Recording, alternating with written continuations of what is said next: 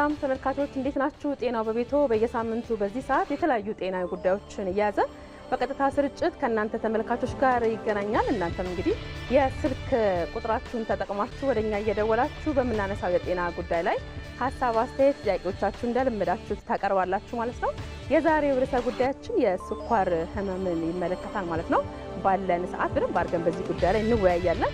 ይህንን ቆይታ ለማድረግ እዚህ ስቱዲዮ 3 የሚመለከታቸው የጤና ባለሙያዎች አብረውን ይገኛሉ።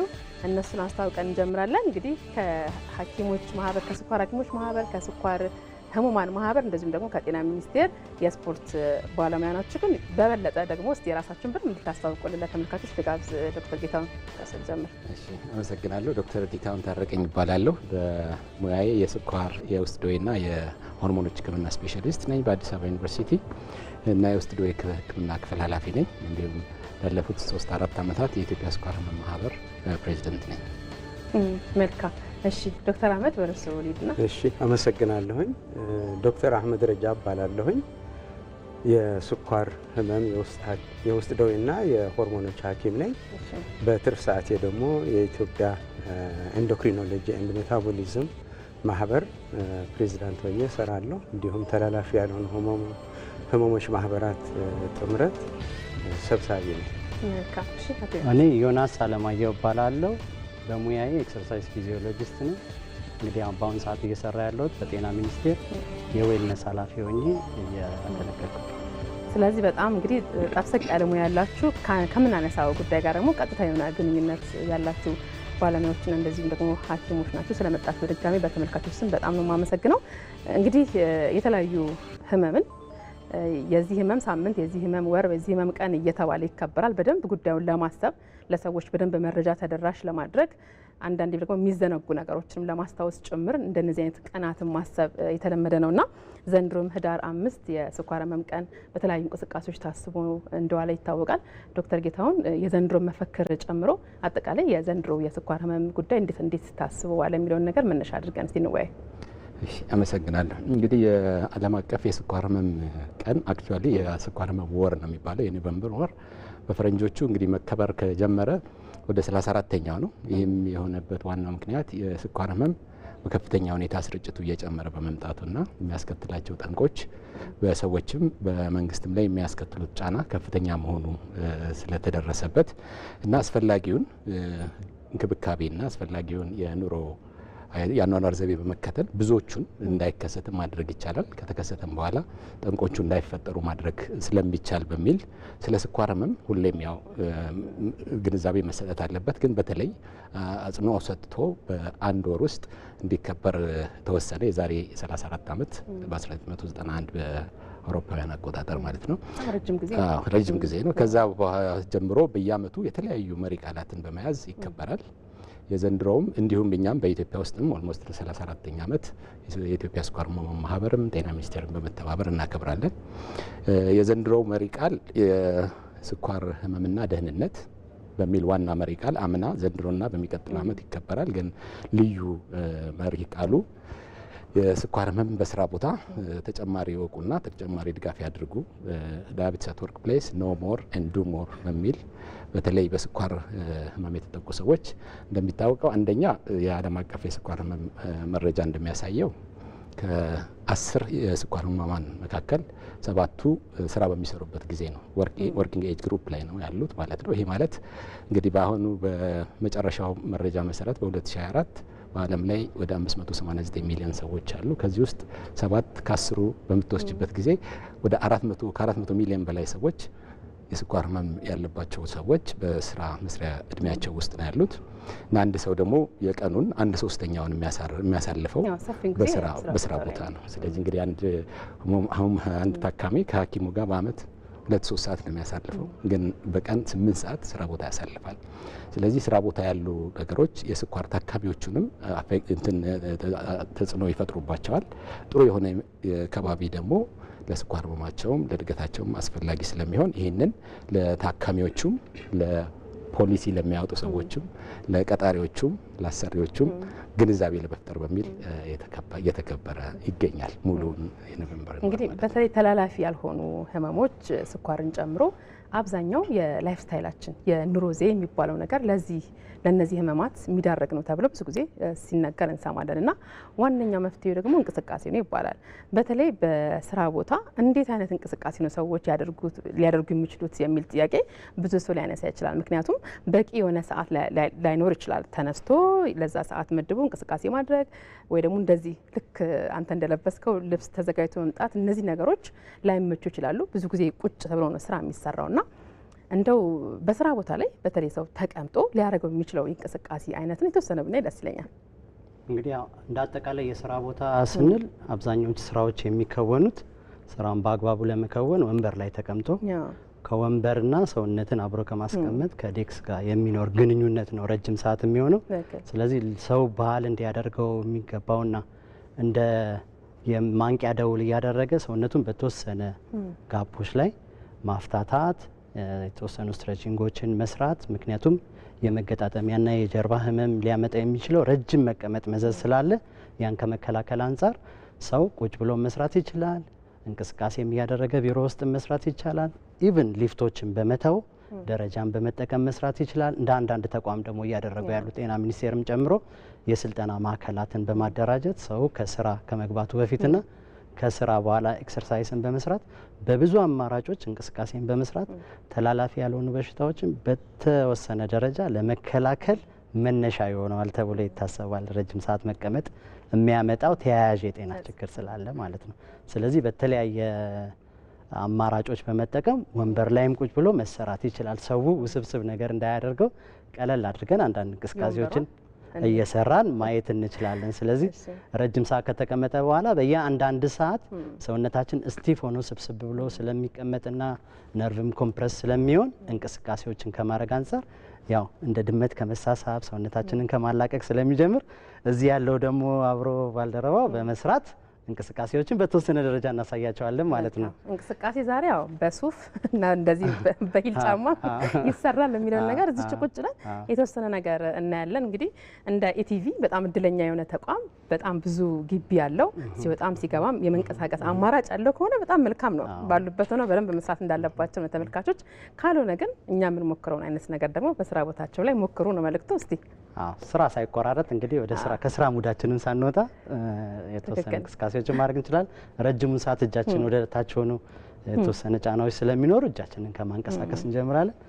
እስኪ ዘና ዘና እያለን እጃችንን፣ ስለዚህ ደረታችንን ወደ ላይ ከፍ በማድረግ አየር ወደ ውስጥ በማስገባት ሰውነታችን በደንብ ስትሬች ማድረግ እንችላለን ማለት ፊል ታረጉታላችኋ። እዚህ ወዳችን አካባቢ የሚሰማን ስትሬችንግ ረጅም ሰዓት ኮምፕረስ አድርጎ ስለሆነ እሱም ባለበት ከፊት ለፊት የሚኖረው ቴብላችን ነው። ዴስክቶፓችንን በማለፍ ሰውነታችንን መግፋት እንችላለን። የኋላ የጀርባ ጡንቻዎቻችን በደንብ መላቀቅ ይችላሉ። ስለዚህ እዛው እንመለሳለን። እግራችንን መክፈት፣ አንድ እጃችንን በተቃራኒ እግር ላይ ማድረግ፣ ክሮስ ሲያደርግ ከዛ ያኛውን በላይ አምጥተን ወደዚህ በምንወስድበት ጊዜ በጎን ሳይድ ያሉ የሰውነታችን ጡንቻዎቻችን በደንብ ስትሬች ያደርጋሉ። ሰርኩሌሽንን በደንብ እንድናደርግ ያደርገናል ማለት ነው። እንዲህ አይነት እንቅስቃሴዎች የሰራነውን በሁለቱም ሳይድ እንድናደርግ እጃችንን በተቃራኒ እናደርጋለን። ያው እየተሰማችሁ ነው ብዬ ተስፋ አደርጋለሁ። በደንብ በጣም ጥሩ። ይኸው እስካሁን እያደረግን ያለ ነው ምንም አይነት ከወንበራችን ላይ ሳንነሳ ሰውነታችንን እያፍታታነው ነው። ጎን ለጎን እጃችንን እንዘረጋለን።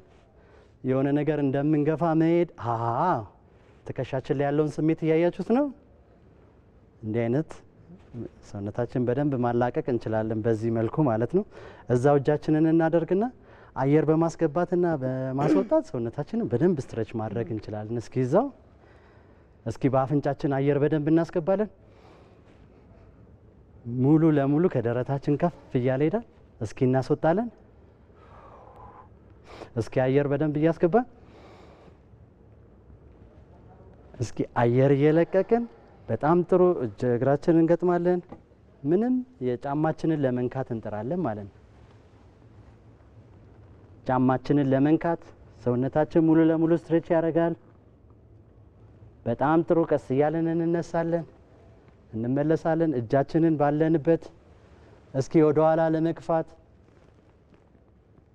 ቶራሲክ ስትሬች ይኖራል። መሀል ጀርባችን በደንብ ስትሬች ያደርጋል። ዶክተር እንዴት ነው? ስትሬች እያደረገ ነው። በጣም አሪፍ። እዛው ላይ እንቀመጣለን። እጃችንን እዚህ ጋር እናስይዛለን። አሁን ከላይ ያለው ፓርታችን አይደል እስካሁን ሲሰራ የነበረው እችኛዋን ወደፊት እናደርጋለን። ወደ ጫፉ በመውጣት እግራችንን ቀጥ በማድረግ ይህንን ለመንካት መሞከር። አዎ ይሄ እንዳለ የእግራችን ፓርት በደንብ ስትሬች ያደርጋል። ፊል እያደረጋችሁት ነው። በጣም ጥሩ። እስቲ እንቀይረዋለን። በጣም ቆንጆ። እስቲ ገፋ። ይሄ እንዳለ በጣም ስብስብ ብሎ ስቲፍ ሆኖ ሰርኩሌሽን ተቋርጦ የቆየ ነው። እንመልሳለን። ወደ ታችኛው ክፍላችን ሄድን። ወንበራችንን እንይዛለን። ደረታችንን ቀጥ እናደርጋለን። እቺን ፓርት 1 2 ይህንን ከ10 እስከ 15 ያልበለጠ ቁጥር በማድረግ ሰውነታችንን በደንብ አድርገን ማላቀቅ እንችላለን። የመጨረሻ ኤክሰርሳይዝ የሚሆነው ወንበራችን ላይ በደንብ እንደገፍ፣ በጀርባ እንደገፍ። ይህንን እንይዛለን። ሃምስትሪንጋችን፣ የግሉት መስሎቻችን፣ ከዛ ደረታችንን ወደፊት ስናደርገው አያችሁ ሙሉ ሰውነታችን በደንብ ሲላቀቅ ጀርባችን በጣም ጥሩ። እስኪ ያልሰራው የሰውነታችንን ክፍል እናደርጋለን። በደንብ ገፋ እናደርጋለን። አየር በደንብ እንወስዳለን። እንመልሳለን። ትከሻችንን ለማላቀቅ እስኪዘው እስክስታ። እንግዲህ ኢትዮጵያዊ ባህላችን ራሱ ከእስክስታ ጋር የተገናኘ ነው። ዘና እስቲ እንቀይረዋለን።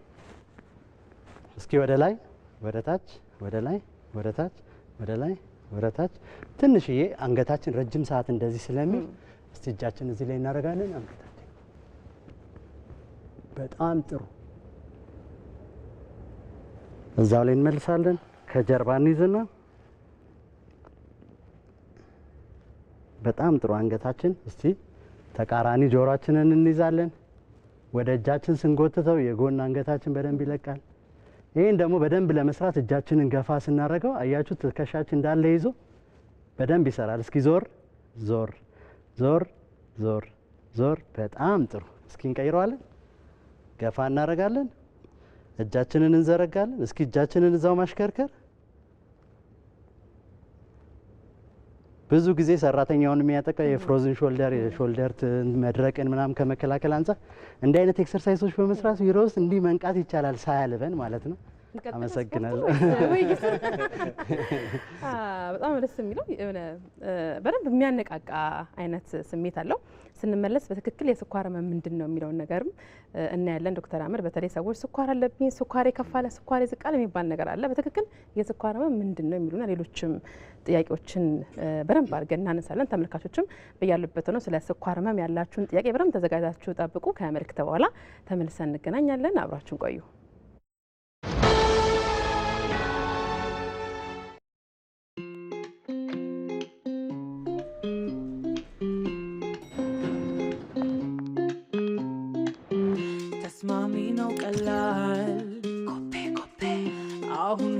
ታምሯል በጣም ቀልቧል ይላል ህይወት ሀሳብ ጭንቅ የለም በቃ ሮዘምኗል ንቃ ይከፈት ይድራ ሙዚቃ ይላል ከሚወዱት ሰው ጋራ ህይወት ቀልቧል። መብራት አልከፈትሽም እንዴ? ኧረ ከፍያለሁ።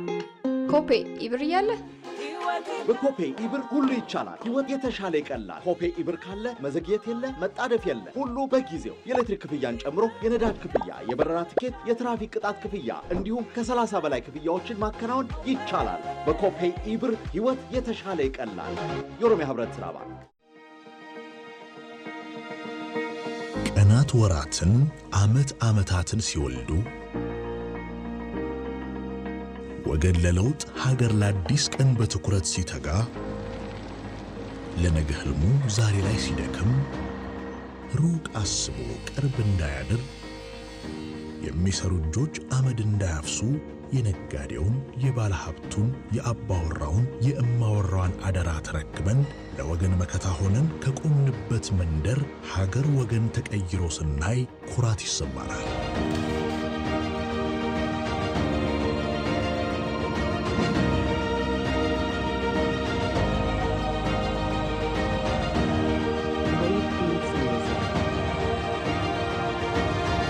ዓመታት ሲያልፉ ሀገር በሥራ እኛ በዋስትና አስተማማኝ አጋሮ የኢትዮጵያ መድን ድርጅት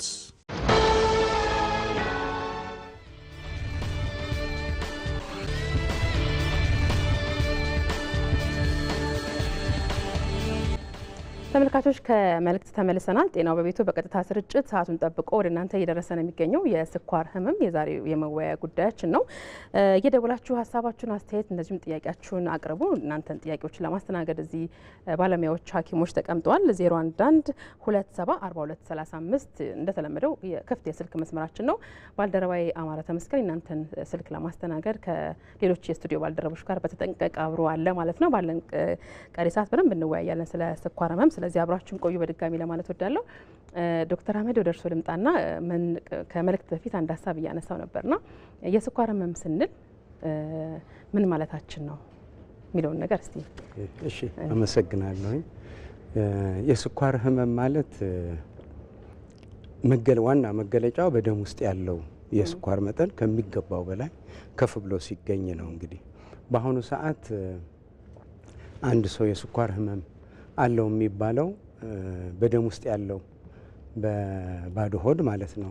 በባዶ ሆድ ስንል ደግሞ ለ8 ሰዓታት ያክል ምግብ ሳይበላ ቆይቶ የሚደረገው ምርመራ ከ126 ሚሊግራም በዴሲሊትር በላይ ከሆነ አንድ ሰው የስኳር ህመም አለው ይባላል። እንግዲህ የስኳር ህመም ስንል በአሁኑ ሰዓት ዓለምን እያሳሰቡ ካሉ የጤና ችግሮች አንዱ ነው። ምክንያቱም ስኳር ህመም በራሱ ተላላፊ ያልሆነ ህመም ነው።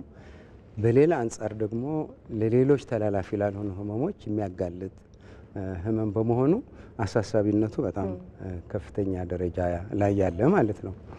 ምንም እንኳን አሳሳቢ ህመም ቢሆንም በወቅቱ ከታወቀ በወቅቱ ደግሞ ሕክምና ከተደረገለት ደግሞ ያንን የሚያሳድረውን ጫናና አሳሳቢነቱ ሊቀንስ የሚችል ሁኔታ እንደሆነ ማስገንዘብ እፈልጋለሁ። እንግዲህ ስኳር ህመም ምንነቱን ለመረዳት አንደኛ ስለ ስርዓተ ልመት ዳይጀሽን የምንለው ነገር ማወቅ ያስፈልጋል። ሁለተኛ የቆሽት ስለተባለው የሰውነት ክፍል ማወቅ ያስፈልጋል። በሶስተኛ ደረጃ ደግሞ ኢንሱሊን ስለተባለው ንጥረ ቅመም መረዳት ያስፈልጋል። እነዚህ ሶስት ነገሮች ከተረዳን ስኳር ህመም ምንነቱን ማወቅ እንችላለን ማለት ነው። እንግዲህ ስርዓተ ልመት ማለት ያው ዳይጀሽን የሚባለው በእንግሊዝኛው አጠራር ምግብ በምንበላበት ጊዜ በተለይ ኃይል ሰጪ ምግቦች የምንላቸው በሙሉ ከጨጓራና በአንጀት በሚካሄዱ ለውጦች ወደ ስኳርነት ይለወጣሉ። ይሄ ወደ ስኳር የተለወጠው ምግባችን ደግሞ ወደ ተለያዩ ህዋሳት ወይም ሴሎች በመግባት የኃይል ምንጭ ሆኖ ያገለግላል ማለት ነው። ስለዚህ ስኳር ለሰውነታችን ዋናው አንቀሳቃሽ የኃይል ምንጭ ነው ማለት ነው። ለመኪና ቤንዚን እንደሚያንቀሳቅሰው ለሰውነታችን ደግሞ ዋናው አንቀሳቃሽ ኃይል ስኳር ነው። ግን ይሄ ስኳር በደም ውስጥ ያለው የበላነው ምግብ ወደ ስኳር ከተለወጠ በኋላ በደም ዝውውር አማካይነት ነው ወደ ህዋሳት የሚሰርገው። ስለዚህ ይህ ስኳር ደግሞ ወደ ህዋሳት እንዲሰርግ ኢንሱሊን የተባለው ንጥረ ቅመም ያስፈልገዋል ማለት ነው። ይህ ኢንሱሊን ደግሞ የሚመነጨው ቆሽት ከተባለው የሰውነት ክፍላችን ነው። ቆሽት ማለት ከጨጓራ በስተጀርባ ወደ ግራ ዘንበል ተብሎ የሚገኝ የሰውነት ክፍል ነው። አንዳንድ ጊዜ ሰዎች ቆሽትና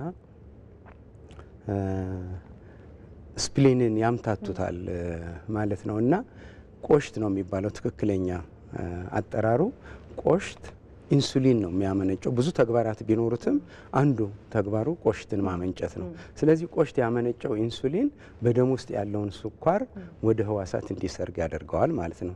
ስለዚህ በአንድም ይሁን በሌላ ምክንያት ቆሽት ኢንሱሊን የማምረት ተግባሩ ሲስተጓጎል ስኳሩ ወደ ህዋሳት ከመስረግ ይልቅ በደም ውስጥ ይጠራቀማል ማለት ነው። ለዚህም ነው ቀደም ሲል ስኳር ምንድን ነው የሚለውን ስገልጽ በደም ውስጥ ያለው የስኳር መጠን ከሚገባው በላይ ከፍ ይላል ማለት ነው፣ ወደ ህዋሳት መስረግ ስለማይችል። ቆሽት ደግሞ ለምን የኢንሱሊን ማምረት ተግባሩ እንደሚስተጓጎል በውል የታወቀ ነገር የለም። ነገር ግን አንደኛው አይነት የስኳር ህመም የምንለው ቆሽት ኢንሱሊንን ሙሉ ለሙሉ ማምረት ሲያቅተው የሚከሰት ሲሆን ሁለተኛው አይነት የሚባለው በአብዛኛው የሚታየው በዓለም ደረጃም ማለት ነው እንደ ወረርሽኝም እየተዛመተ ያለው ሁለተኛው አይነት የስኳር ህመም ነውና እሱ ግን ቆሽት ኢንሱሊን የማምረት ተግባሩ ዝቅተኛ ነው ወይንም ደግሞ ያመነጨው ኢንሱሊን የተመነጨው ኢንሱሊን በቆሽት በአግባቡ የማይሰራበት ሁኔታ ሲፈጠር ነው። ስለዚህ አንደኛው የስኳር ህመም ሙሉ ለሙሉ ቆሽት ኢንሱሊን ማምረቱ ሲያቆም የሚከሰት ሲሆን ለምን ቆሽት የኢንሱሊን ማምረት ተግባሩን እንደሚያቆም ግን እስካሁን በውል አይታወቅም። ነገር ግን ሁለተኛው አይነት የስኳር ህመም በሁለት ዋና ዋና ምክንያቶች ነው የሚከሰተው። አንደኛው በዘረመል በጄኔቲክስ የምንለው ማለት ነው፣ በቤተሰብ በዘር ሐረግ የመተላለፍ ነገር ግን ይሄኛው የመተላለፊያ ዘዴው በጣም ዝቅተኛ ሲሆን ዋናው ለሁለተኛው አይነት የስኳር ህመም መከሰት የአኗኗር ዘይቤያችን መለወጥና የቅጥ የሌለው የአመጋገብ ስርዓት መከተል እንዲሁም ደግሞ ቁጭ ብሎ እንቅስቃሴ ያለማድረግ እና ከሁለቱም ጋር ተዛምዶ ደግሞ የሚመጣው ከመጠን በላይ የሰውነት ክብደት መጨመር እና ትርፍ ክብደት በሆድ አካባቢ በሆድ ዕቃ አካባቢ ለምሳሌ በጉበት በቆሽት አካባቢ መጠራቀም ለሁለተኛው አይነት የስኳር ህመም መከሰት ምክንያት ሊሆኑ ይችላሉ። ስለዚህ በአጠቃላይ መንስኤውን በደንብ እናነሳዋለን። በደንብ የስኳር ህመም ምንነትን በዚህ ደረጃ በጣም የተብራራ ስለሆነ እሱን ካየን በሚቀጥለው እናልፋለን። የስልክ መስመራችን ላይ ደዋይ ስላለ ነው። ሄሎ ሄሎ፣ ጤና ይስጥልን። አብሮ ይስጥልን። ማን እንበል? ጀማል ከየት ነው? ከስልጤ ዞን። መልካም ይቀጥሉ ጥያቄዎትን። ጥያቄ እኔ ሱካር ህመምተኛ ነኝ። እሺ። እኔ እስካሁን ድረስ በቤተሰቤ ሱካር ህመም አልነበረበትም።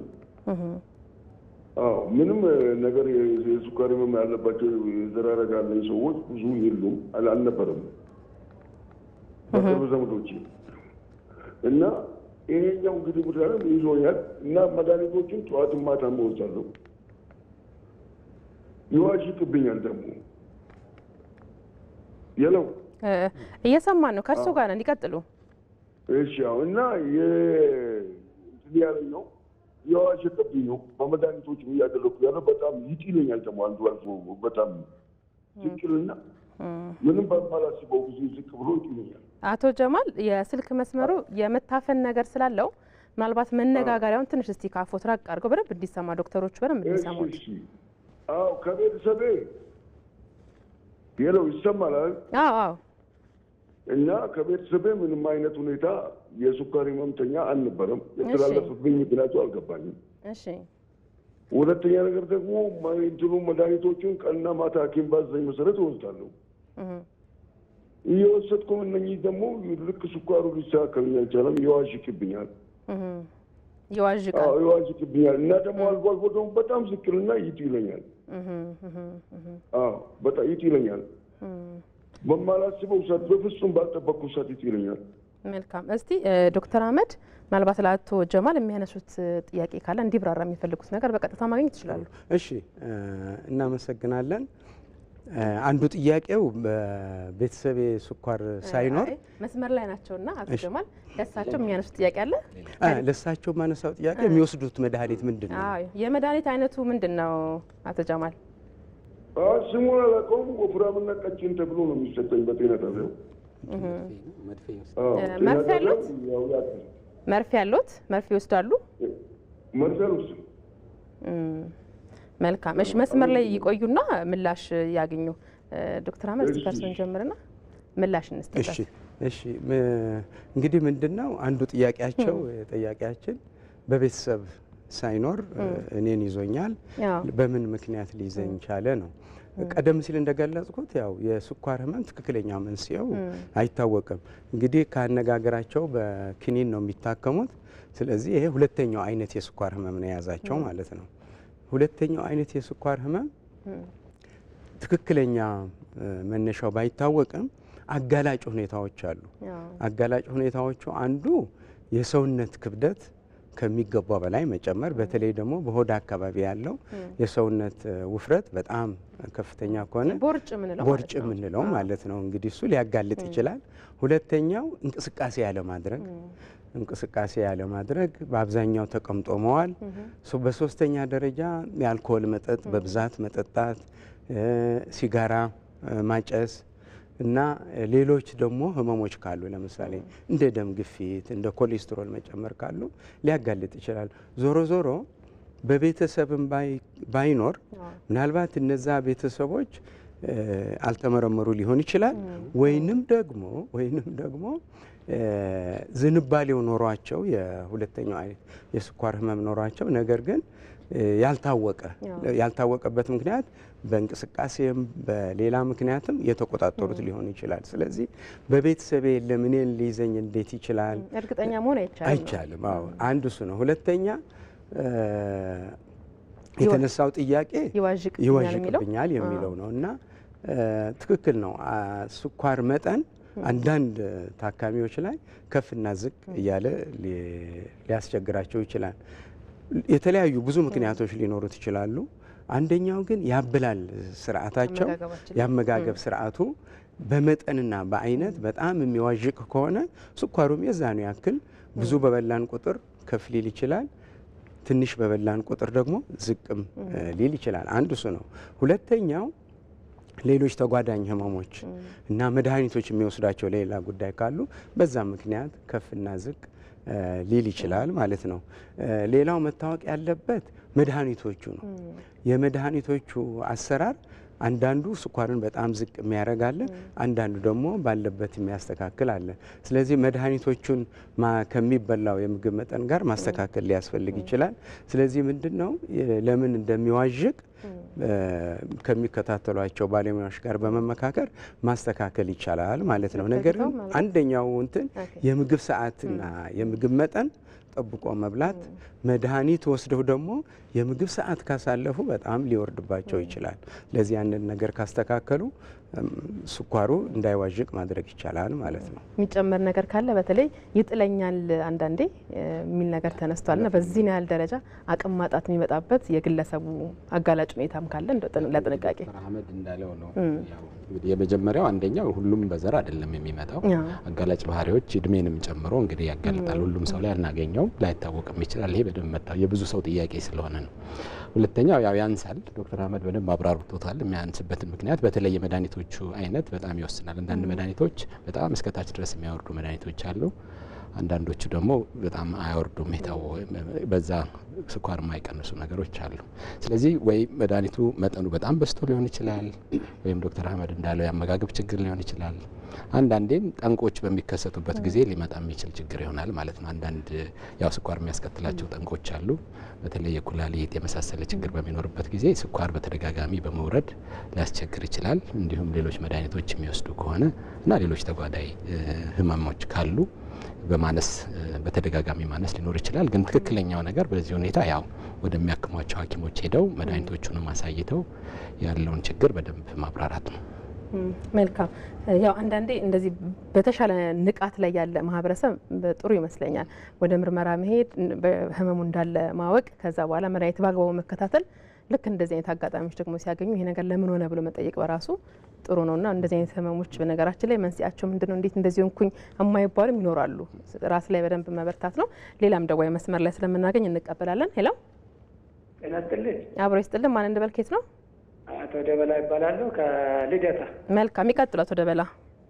እሺ፣ የኔ ጥያቄ ምንድነው እንግዲህ የስኳር በሽታና የደም ግፊት አሁን በደንብ በህብረተሰባችን ውስጥ እየተሰራጨ ይገኛል ስለሚታወቅ ማለት ነው። ለዚህ ደግሞ ፊዚካል ኤክሰርሳይዝ ወደ መድኃኒት ሳንገባ በፊት እንዲህ መከላከል እንችላለን። ስለዚህ አሁን ጤና ጽህፈት ቤትና ስፖርት ጽህፈት ቤት ህብረተሰቡ ወደ ፊዚካል ኤክሰርሳይዝ እንዲገባ ምን አይል ነው እየተሰራ ያለው? እኛው እንኳን እንደ ግለሰብ የምንሰራቸው ስራዎች አሉ። ነገር ግን ቅንጅታቸው ህብረተሰቡ ይህንን ወደ መድኃኒት ሳይገባ በፊት የራሱን አሁን የሚነሱ ችግሮችን እንዲያስተካክሉ ምን አይል በቅንጅት እየተሰራ ነው የሚል ነው የኔ ጥያቄ። መልካም፣ በጣም እናመሰግናለን አቶ ደበላ። የስልክ መስመሮትን ይዝጉና በቴሌቪዥን መስኮት መልሱን ይከታተሉ። እሺ በጣም እናመሰግናለን። በጣም ቆንጆ ጥያቄ ነው የተነሳው። በቅድም እያልን ነበር አይደል ተላላፊ ያልሆኑ ህመሞች በተለይ ከዚህ ቀደም የስኳር ህመም፣ የደም ግፊት የሀብታም በሽታ ነበር የሚባለው አይደል? በጣም ወፍራም ሰዎች በኑሮ የተመቻቸው አይነት ሰዎች ነበር ለዚህ ህመም ተጋላጭ ተደርጎ የሚወሰደው። አሁን ግን በብዛት አለ በማህበረሰብ ውስጥና የአካል ብቃት ደግሞ እጃችን ላይ ያለ ነገር ነው የማንከፍልበት በየቤታችን ማድረግ የምንችለውና ይህንን ነገር ደግሞ በተቋም ደረጃ ምን ያህል እየተሰራ ነው የሚል ጥያቄ አለ። ምናልባት እስቲ እንደ ባለሙያ አስተያየት ሊሆን ይችላል። እንግዲህ ጤና ሚኒስቴር የራሱን ትልቅ ኢኒሼቲቭ ወስዶ በሚኒስቴር በዶክተር መቅደስ በሚኒስትሬሽን የሚመራ ወራዊ ፕሮግራሞችን በማዘጋጀት መሰረታዊ ዓላማ የሆነው ሰው የአካል ብቃት እንቅስቃሴ ጠቀሜታ ተላላፊ ላልሆኑ በሽታዎች ለመከላከል በሚል በየወሩ ሚኒስቴሯ በተገኙበት በተለያየ ቦታ በመሄድ ህዝቡ በዚህ ዙሪያ ንቃት እንዲኖረው መልእክትም ይተላለፋል፣ ፕሮግራሞች ይዘጋጃሉ። የጂምናዚየሙም የተለያዩ መድረኮች ላይም እንግዲህ አድማጫችን አላጋጠማቸው ይሆናል እንጂ በጤና ሚኒስቴር ፕሮግራምም በተለያዩ መድረኮችም ይህ ነገር እየተሰራ ነው። ባህልና ስፖርት ሚኒስቴር እንግዲህ የስራው ባለ ድርሻ አካል ቢሆንም በሚፈለገው ደረጃ እየሰራ ነው የሚል እምነት ባይኖረኝም አሁን የተወሰኑ ቅንጅቶችን በመፍጠር በጋራ ለመስራት እየተሞከረ ነው። ከተማችን ላይ ግን አሁን ነገ ራሱ የሚካሄደው የታላቁ ሩጫ አላማው የአካል ብቃት እንቅስቃሴ ባህል የሚያደርግ ማህበረሰብን መፍጠር፣ በየወሩ ደግሞ አዲስ አበባ ስፖርት ኮሚሽን የሚያዘጋጀው የተለያዩ ፕሮግራሞች አሉ። እንዲሁም ሜዳዎች እየተዘጋጁ ነው። መንገዱም አሁን ከኮሪደር ልማት ጋር ተያይዞ ሰፊ ምቹ ሁኔታዎች እየተፈጠሩ ስለሆነ እንዲሁም አድማጫችን በደንብ እንዲረዱት የምፈልገው እኔ በሙያ እገዛ የሌለው እንቅስቃሴ በማድረግ አንዳንድ ሰዎች እየተጎዱ ስለሆነ በጥንቃቄ ስፖርታዊ እንቅስቃሴዎችን እንዲያደርጉ ምክር ከባለሙያ በመውሰድ እንቅስቃሴ ሲደረግ በዘፈቀደ ስለሆነ ማለት ነው። ይሄ መሰረታዊ ሁለት የሆኑ ስህተቶች አሉበት። የህመሙን ባህሪ ባለመረዳት በተለያዩ ስልጠና ማዕከላት ጫናዎች በመፍጠር ተላላፊ ያልሆኑ ህመምተኞች ወይም የስኳር ህመምተኞች ሲገቡ ሎድ እየበዛ ኢንቴንሲቲ እየበዛ አዳፕት ሳያደርጉ ጫና እየበዛባቸው የመገጣጠሚያ ህመሞች የተከሰቱ ነው። እንዲሁም በተጨማሪም ያው ኦንሴት ሲያደርግ ስኳር ህመም ቅድም ዶክተር እንደገለጸው ሰው በ50 ዓመቱ እንደዚህ አይነት ህመም አለብህ ሲባል ያስደነግጣል፣ ቤተሰብ የሚመራ ሰው ማለት ነውና በአስቸኳይ ለውጥ ለማምጣት የተጋነኑ ሩጫዎች ማድረግ ኤክሰርሳይዝ እንዲያደርግ ሲመከር ባለው ቦታ ላይ ወይ ጂምናዚየም ገብቶ ጫና የበዛበት እንቅስቃሴዎች ያደርጉና ጉዳቶች የተከሰቱ ስለሆነ እሳቸውም እንዲረዱት የሚፈልገው ፕሮግራሞች አሉ። ከነዛ ፕሮግራሞች ጎን ለጎን ደግሞ ባለሙያዎችን በማማከር ስልጠናዎችን ከዝቅተኛ ጫና ሰውነታቸውን እያስለመዱ በተለይ ከ50 ዓመት በላይ የሆኑ ሰዎች እግረ መንገድ መልእክት ማስተላለፉ ዝላይ ያለበት ሩጫ የበዛበት እንቅስቃሴዎችን ማድረግ የለባቸውም። ቀስ ያለ እንቅስቃሴ ለረጅም ሰዓት በማድረግ ካሎሪያቸውን በማስተካከል ስኳርን መከላከል ይችላሉ ማለት ነው። በጣም ቆንጆ መልእክት ነው።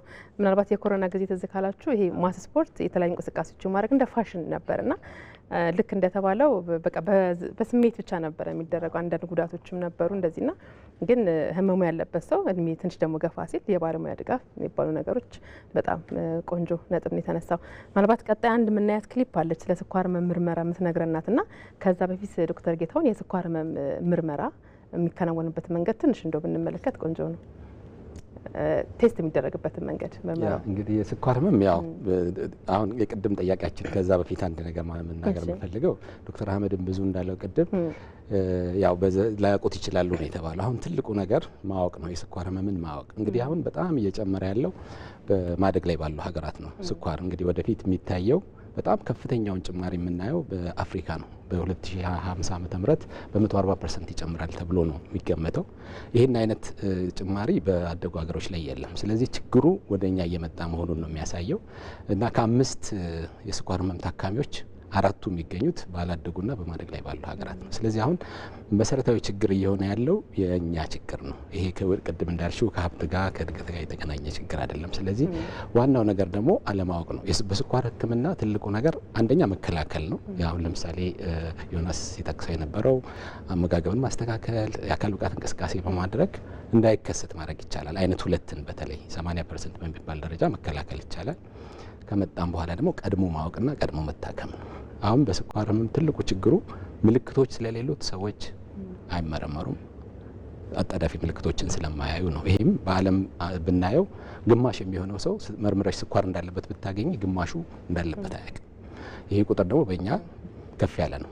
ወደ 70% በላይ ሰዎች ስኳር ህመም እንዳለባቸው አያውቁም፣ በኢትዮጵያ ብናየው ለምሳሌ ማለት ነው። ስለዚህ መመርመርን በጣም እናበረታታለን፣ በተለይ እድሜ እየጨመረ በሄደ ቁጥር ማለት ነው። የመርመሪያ ዘዴዎች ያው አንደኛው በምግብ ሳይበላ የሚደረግ ምርመራ ነው። ከ8 እስከ 14 ሰዓት ምግብ ሳትበይ ቆይተሽ የስኳር መጠን ይለካል። እሱ ከ126 እና ከዛ በላይ ከሆነ የስኳር ህመም አለ ተብሎ ይገለጣል ማለት ነው። ሌላው እንዲሁ ከበላሽም በኋላ የሚደረጉ ምርመራ አለ። ምልክቶች ካሉና የስኳር መጠኑ ከ200 በላይ ከሆነ በተለይ ሽንት መሽናት፣ ከፍተኛ የሆነ የውሃ መጥማት፣ የሰውነት መቀነስ የመሳሰሉት ነገሮች ካሉ 200 እና ከዛ በላይ ካለ የስኳር ህመም አለ እንላለን። ሌላው የ3 ወር ክምችቶች እንለካለን። የ3 ወር ክምችት ማለት በአንድ ሰው ደም ውስጥ ላለፉት 3 ወራት የነበረው የስኳር መጠን ምን ያህል ነው የሚለውን በአቨሬጅ የሚነግረን ምርመራ ነው። እሱ ሄሞግሎቢን ኤዋንሲ ይባላል። እሱም 6.5 እና ከዛ በላይ ከሆነ የስኳር ህመም አለ እንላለን። ሌላው ደግሞ እንግዲህ የግሉኮስ የሚጠጣ ግሉኮስ ሰጥተን ከዛ በኋላ ከ1 ሰዓትና ከ2 ሰዓት በኋላ መመለካት የምናደርገው ኦራል ግሉኮስ ቶለራንስ ቴስት የሚባል ነገር አለ እና 4 አይነት መንገዶች አሉ። ግን ብዙ ጊዜ ያው ሳንበላ የምናደርገው ምርመራ በጣም ቀላል ነው።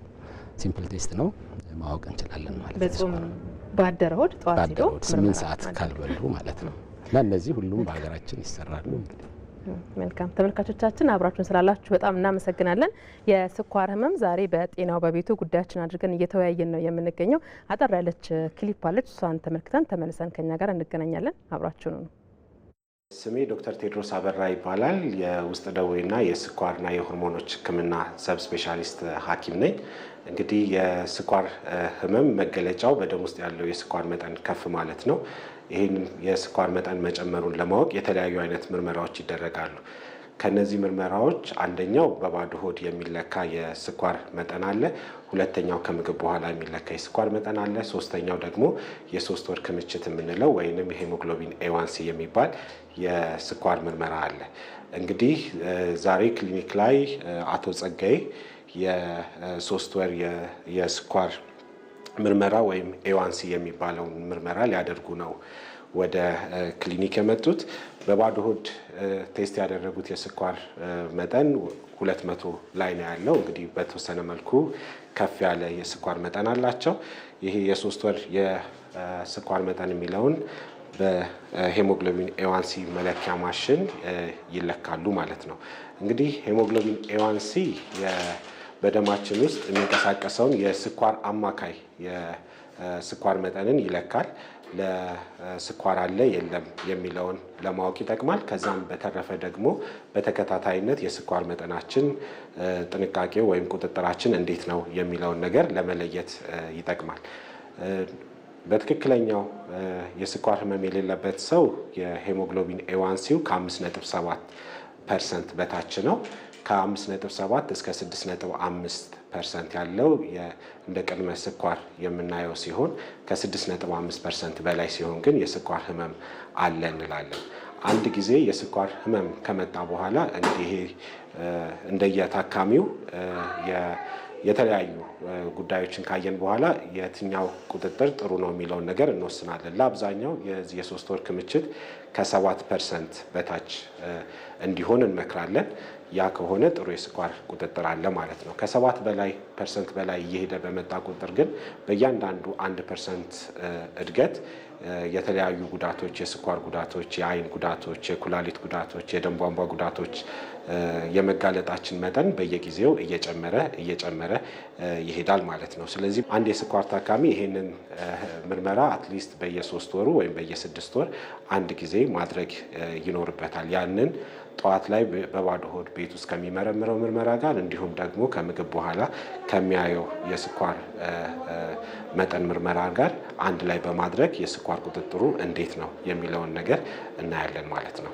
እንግዲህ የታካሚያችን የዚህ የ3 ወር የስኳር ክምችት 8.3% ይላል። እንግዲህ ይህ የስኳር ምርመራ ወይም ሄሞግሎቢን ኤዋንሲ የምንለው የምርመራ እንግዲህ በደማችን ውስጥ ቀይ የደም ሴሎች በደማችን ውስጥ ለ120 አካባቢ ወይም ለ3 ወር አካባቢ በደማችን ውስጥ ይንቀሳቀሳሉ። በዛ ሰዓት ላይ በእነዚህ ሴሎች ላይ የሚከማቸውን የስኳር መጠን የሚለካና በዛም ምን ያክል የስኳር መጠን በደማችን ውስጥ በአማካይ ይንቀሳቀስ እንደነበረ ለባለፉት 3 ወራት የሚነግረን ምርመራ ነው ማለት ነው። አንድ ሰው የ3 ወር የሄሞግሎቢን ኤዋንሲ መጠኑ 7% ነው ማለት በአማካይ ወደ 150 አካባቢ የሚሆን የደም ስኳር መጠን ነበረው ማለት ነው።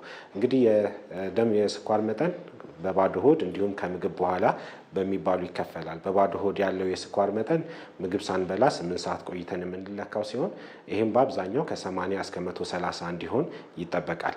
ምግብ ከተበላ በኋላ ከ1 እስከ 2 ሰዓት በኋላ ቆይተን ደግሞ ምርመራ በምናደርግበት ሰዓት ከ180 በታች እንዲሆን ይጠበቃል ማለት ነው። እነዚህ ምርመራዎች እንግዲህ በየጊዜው ካደረግን አማካዩን ለማወቅ ይቻላል።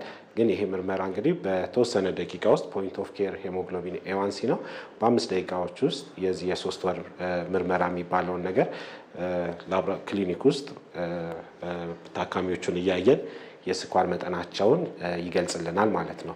እንግዲህ 8.3 መሆን ካለበት ከ7% በላይ ከፍ ያለ ነው። ስለዚህ ይሄ ታካሚ ለተለያዩ የስኳር ጉዳቶች የመጋለጥ እድሉ ከፍ ያለ ነው ማለት ነው። እንግዲህ የአይን፣ የኩላሊት፣ የእግር ምርመራዎችን ማድረግ ይጠበቅበታል። ምክንያቱም እነዚህ ነገሮች ለዚህ አይነት ጉዳት ሊያጋልጡ ስለሚችሉ አንድ የስኳር ታካሚ በስኳር ሕክምና ወይም ክትትል ውስጥ በሚሆንበት ሰዓት በየተወሰነ ጊዜው የስኳር ጉዳቶች መኖር አለመኖራቸውን የሚያሳዩ ምርመራዎችን ማድረግ ይጠበቅበታል።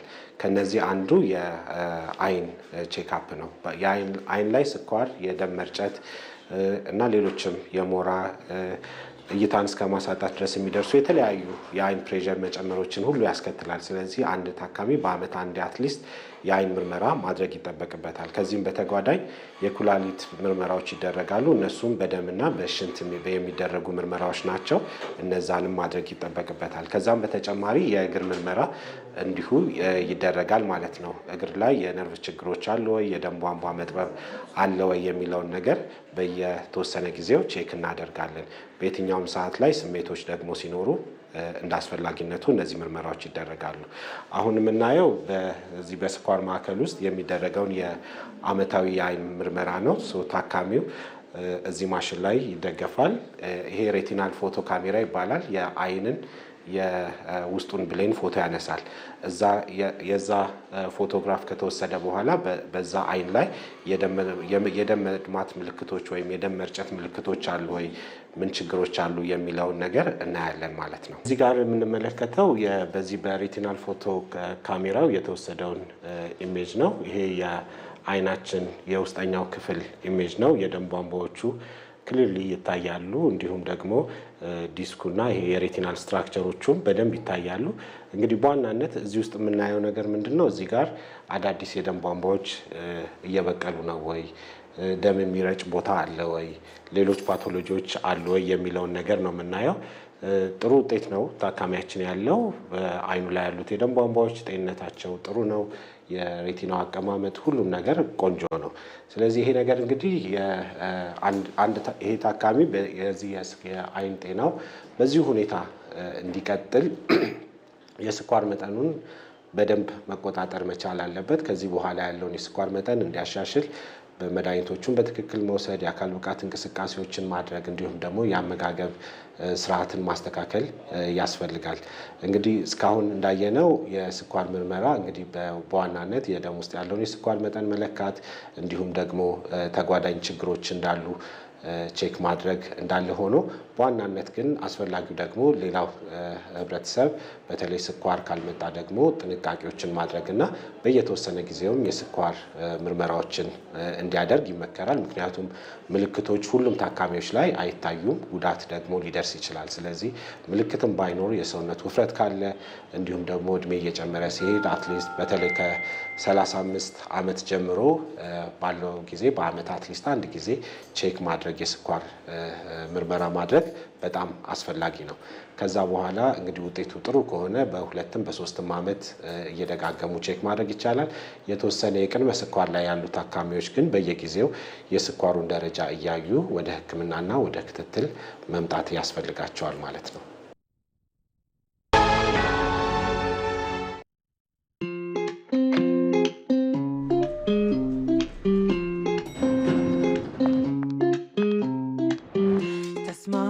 ቀላል አሁን ህይወት አምሯል በጣም ቀሏል ይላል ህይወት ሀሳብ ጭንቅ የለም በቃ ሮዘምኗል ንቃ ይከፈት ይድራ ሙዚቃ ይላል ከሚወዱት ሰው ጋራ ህይወት ቀሏል መብራት አልከፈትሽም እንዴ? ኧረ ከፍያለሁ። ኮፔ ኢብር እያለ በኮፔ ኢብር ሁሉ ይቻላል። ህይወት የተሻለ ይቀላል። ኮፔ ኢብር ካለ መዘግየት የለ፣ መጣደፍ የለ። ሁሉ በጊዜው የኤሌክትሪክ ክፍያን ጨምሮ የነዳጅ ክፍያ፣ የበረራ ትኬት፣ የትራፊክ ቅጣት ክፍያ እንዲሁም ከ30 በላይ ክፍያዎችን ማከናወን ይቻላል። በኮፔ ኢብር ህይወት የተሻለ ይቀላል። የኦሮሚያ ህብረት ሥራ ባንክ። ቀናት ወራትን፣ ዓመታትን ሲወልዱ ወገን ለለውጥ ሀገር ለአዲስ ቀን በትኩረት ሲተጋ ለነገ ህልሙ ዛሬ ላይ ሲደክም ሩቅ አስቦ ቅርብ እንዳያድር የሚሰሩ እጆች አመድ እንዳያፍሱ የነጋዴውን የባለ ሀብቱን የአባወራውን የእማወራዋን አደራ ተረክበን ለወገን መከታ ሆነን ከቆምንበት መንደር ሀገር ወገን ተቀይሮ ስናይ ኩራት ይሰማናል።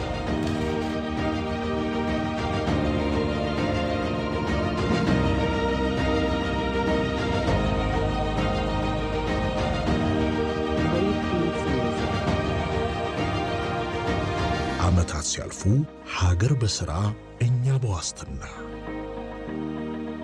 አስተማማኝ አጋሮ የኢትዮጵያ መድን ድርጅት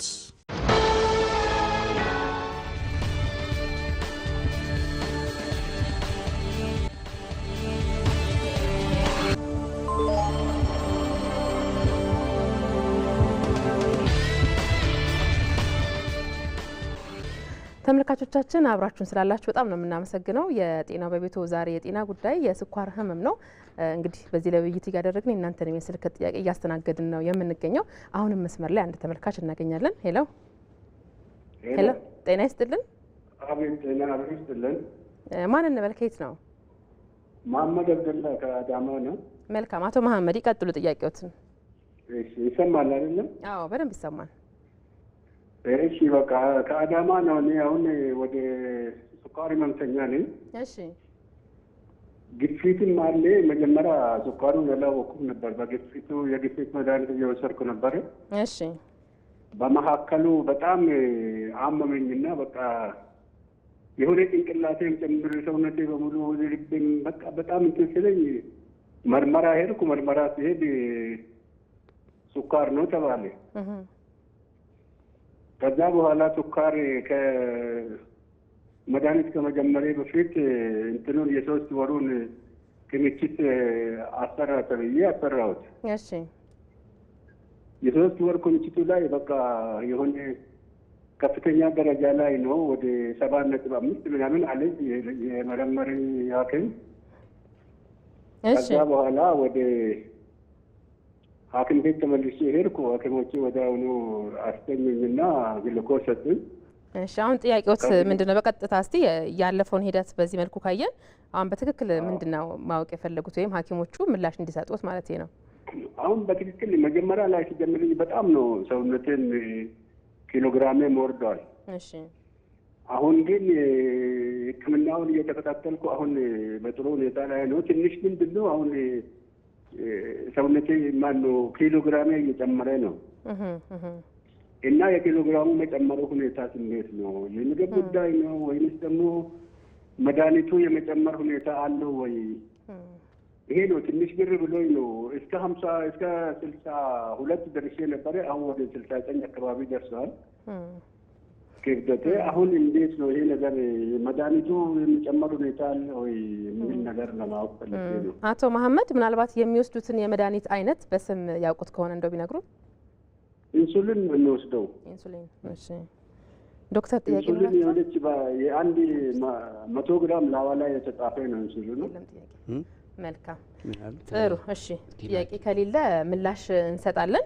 አቶ መሐመድ በቴሌቪዥን መስኮቶ ነው አሁን ስልኩን ዘግተው ደግሞ በደንብ የሚሰጠውን ማብራሪያ ምላሽ ይከታተሉ። ስለደወሉ በጣም ነው የምናመሰግነው። እሺ መልካም።